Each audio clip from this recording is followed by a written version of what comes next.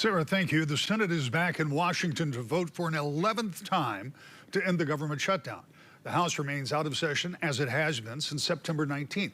Speaker Johnson believes Democrats will move to reopen the government now that the No Kings protests have ended. The Democrats say their stance is centered around keeping health care affordable.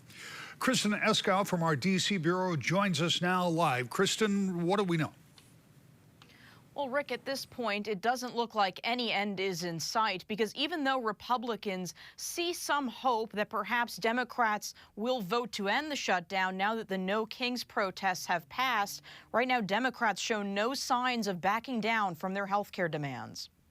As the Senate returns to Washington, the House has now been out of session for more than a month.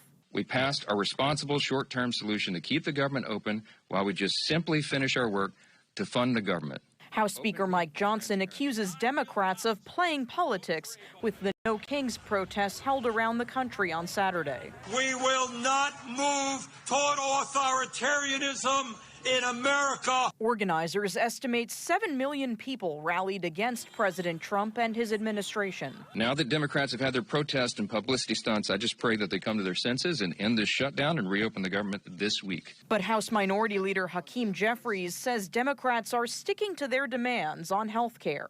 They want to reverse Republicans' cuts to Medicaid and extend tax credits tied to the Affordable Care Act. We will not support a partisan Republican spending bill, which is the bill that they continue to bring before the Senate. Republicans say that's not true and argue Democrats are to blame for high health care costs. It is Democrats who have been holding the American people hostage to an unconscionably broken health care system that they themselves created.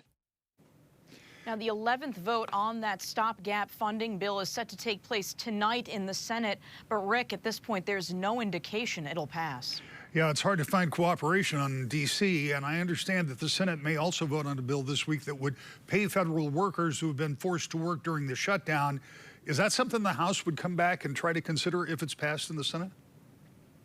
Yes, it would. So Speaker Johnson told reporters this morning when he was asked about this that he would be willing to bring the House back to Washington to consider this bill if it passes in the Senate. And that would pay federal employees who have continued working during the shutdown and active duty military. But Speaker Johnson said he's skeptical that this will pass the Senate because since 60 votes are needed to pass a bill in the Senate, some Democrats will need to join Republicans in passing that bill. Rick? All right, Kristen, thank you very much for that live report.